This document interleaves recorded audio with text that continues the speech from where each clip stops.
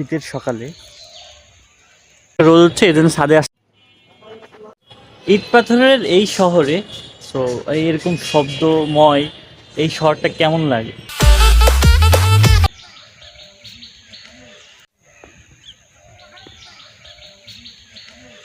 Good morning, hey guys, this is Subrata and welcome to fresh a new blog. এরকম শীতের সকালে, হাড় কাঁপানো শীতের সকালে সকাল সকাল উঠে ব্লগ ভিডিও কন্টিনিউ করতেছি। আর চারপাশে এত পরিমাণে কুয়াশা, এই কুয়াশার পরিমাণটা আমি দেখাইতে পারতাম না যদি না ক্ষেতের মধ্যে চলে আসতাম। সো ক্ষেতের এখানে এসে দেখাতে পারছি যে কী পরিমাণে কুয়াশা। সো যদিও এখন 10টা বাজে, বাট মনে হচ্ছে যে খুব ভোর এমন একটা টাইপের, বাট তো লেভেল অফ মানে এত পরিমাণে ঘন কুয়াশা, এত পরিমাণে ঠান্ডা পড়া শুরু করছে ইদানিং। আর সামনের দিনগুলো তো সম্ভবত আরও বেশি ঠান্ডা পড়বে। তো ভাবতেছি যে ডেলি ব্লগ করা শুরু করবো। সো জানি না সেটা কেমন রেসপন্স পাবো, বাট ট্রাই করব। এই ঠান্ডার মধ্যে অনেকেই ঠান্ডায় কষ্ট করে, তো সবারই বলবো যে একটু বি কেয়ারফুল থাকতে। আর এখন যেহেতু 10টা বাজে, মনে হচ্ছে না 10টা বাজে, মনে হচ্ছে যে সকাল 6টা অথবা 7টা বাজে। বাট কী করার, কিছু করার নেই, সবার তো জীবনযাপন করতে হবে। সো এখন বাড়ি যাব, বাড়ি যায় হচ্ছে গরম ভাতে ঘি আর হচ্ছে বেগুন ভাজি দিয়ে সকালের খাবারটা শুরু করব। দেন দুপুরে কি হবে না হবে সেটা পরের কথা। A few moments later.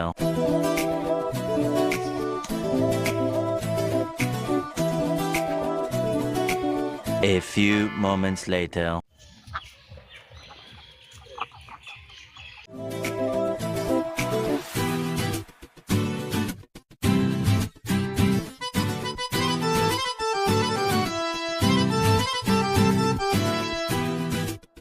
ইট পাথরের এই শহরে, সো এরকম শব্দময় এই শহরটা কেমন লাগে? তো তার থেকে সকালের যে গ্রামের ভিউটা দেখালাম, কুয়াশা সাথে কোলাহলমুক্ত একটা পরিবেশ, সব মিলায় আমার কাছে গ্রামের পরিবেশটা কিন্তু সবচেয়ে বেশি ভালো লাগে।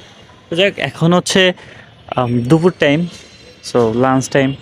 তারপরেও শীতের দুপুর বিকাল, তো একটু অন্যরকম যায়। বিশেষ করে রাত্রে বেশি পেইন হয় যখন হচ্ছে রাত্রে বাড়ি যাই অটোতে করে, এত পরিমাণে ঠান্ডা লাগে, মানে কি বলবো, বলার বাইরে। তো তখন ওইভাবে যাইতে হয়। রোদ হচ্ছে, এই জন্য ছাদে আসলাম। ছাদে আসার পর একটু রোদের টাপটা নিচ্ছিলাম যাতে ঠান্ডা কিছুটা কম লাগে। বাট আজকে যে পরিমাণে ঠান্ডা পড়ছে, আর সাথে এই ঠান্ডা হাইমেল বাতাস, আমাদের সিঙ্গেলদের জন্য তো হাড় কাঁপানো ঠান্ডা। মানে গরমের মধ্যে আমাদের বাতাস করার মধ্যে কেউ নেই, আর শীতের মধ্যে তো কম্বল ল্যাব তো ছাড়া এইসব আর কিছু। राजा जी अपनी शक्तियों का पूरा इस्तेमाल कर रहे हो। এটা হচ্ছে ব্যস্ততম জায়গা, এটা হচ্ছে কাপুর বাজার মোড়। আর দেখি কি মনে হচ্ছে, এখনো কিন্তু কুয়াশা, অনেক কুয়াশা আছে। মানে এই রোদের জন্য অতটা হয়তো বা এখন কিছুটা রোদ পড়ছে। আর এই হচ্ছে পাঁচতলা, যেটার নাম, তার নামটা কখনোই যাবে না। ওইখানটায় এই শীতের মধ্যেও কাকারা কত কষ্ট করে হচ্ছে কাজ করতেছে ওইখানটায়। দেখো, ছাদের কাজ কিন্তু এখনো করতেছে, ঠিক আছে।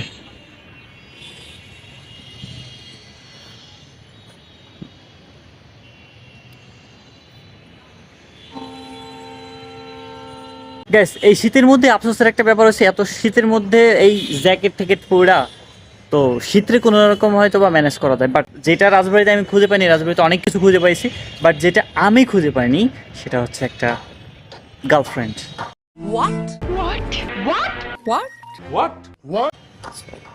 এইটা খুঁজে পাইনি, জানি না হয়তো বা তারা তো ভাই আছে, মানে অনেকেই। কারণ আমাদের অলরেডি রাজবাড়ি মহিলা কলেজ, ইভেন রাজবাড়ি সরকারি কলেজের মেয়েরা যে ফাইটিং, মানে আলাদা আলাদা লেভেলের সব। সো এর মাঝে গার্লফ্রেন্ড পাওয়াটা সো রেয়ার।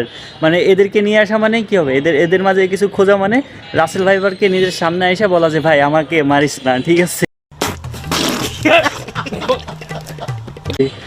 সো এমন একটা ব্যাপার।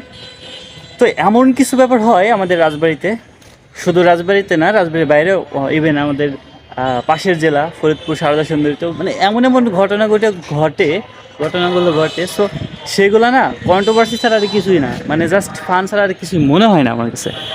সো এই রিসেন্টলি আমাদের সরকারি কলেজে যে কাহিনীটা হলো যে মারামারি, দেন মহিলা কলেজের কিছুদিন আগের একটা যে ঘটনা, মানে মেয়েদের ভাই এতই কেন, এত প্যারা কেন? সব মেয়েদের বলছি না, বাট যাদের এতটা প্যারা, এত প্যারা কেন তোমাদের? তোদের, তোমাদের, আপনাদের, যাই হোক না। সো হোয়াট এভার, ভিডিওটি এইখানটাই শেষ করতে যাচ্ছি, কারণ শীতের মধ্যে মেয়েদের এই নাগিন অভ্যাসটা যেন না যায়, কারণ এটা শীতকাল, দুধতলা দেশ কাল সাপকে পুষো না ভাই, ঠিক আছে?